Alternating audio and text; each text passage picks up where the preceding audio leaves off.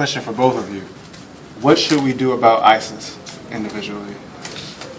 We've got to not only stop ISIS, we have to defeat them. And that means that the President of the United States, first of all, has to understand the nature of this threat. It's not messy, and it's not because of social networking. It's because we are facing the largest, most powerful, most wealthy terrorist organization in history. And the first thing he has to do is understand that there's no boundaries with Syria. He's going to have to attack ISIS in Syria. We have to have reconciliation between the new government in Iraq and the Sunni.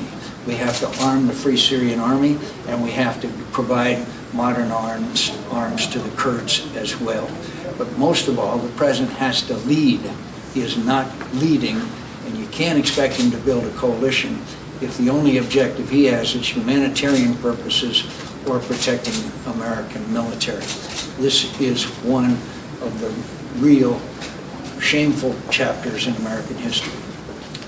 I would like to see the President come forward and say what our strategy is. I know he said that we don't have one, and yet we've heard from the Chairman of the Joint Chiefs, we've heard from the Secretary of Defense, Secretary of State, Secretary of Homeland Security that there is a real threat to our national security interests posed by ISIS.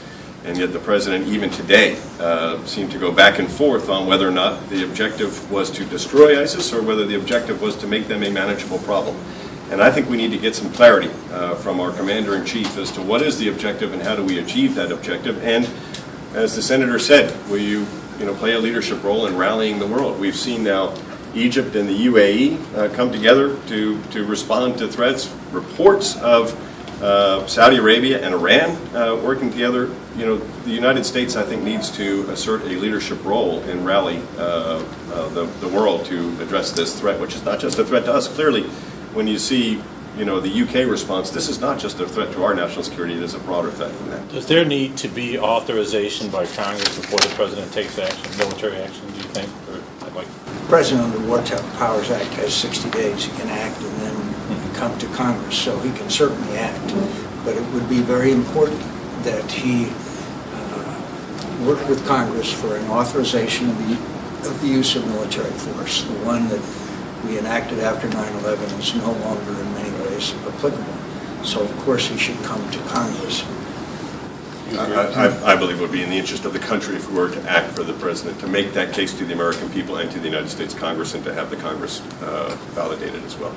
Senator McCain, particularly for you, since you are already in the Senate, do you think that there's anything at all that's going to happen during the 14 days or so that you're back up in Washington with the CR moving and probably not a whole lot else? Anything on any of these foreign policy questions in those 2 weeks? I believe that these 2 weeks should be used to continue the CR. But most importantly, the issue of this whole ISIS situation has to be reviewed. We have to have hearings. I know we're scheduling hearings in the Armed Services Committee, and we have to act, in my view, the authorization of use of military force. And we don't have to leave after 2 weeks. We can stay in session. This is an international crisis. This is a direct threat to the United States of America. That's according to the intelligence people, the Secretary of Defense, etc. Direct threat to the United States of America. We should stay in session until we work this issue out, working with the President, Congress, and that means a reauthorization of the authorization of the use of military force.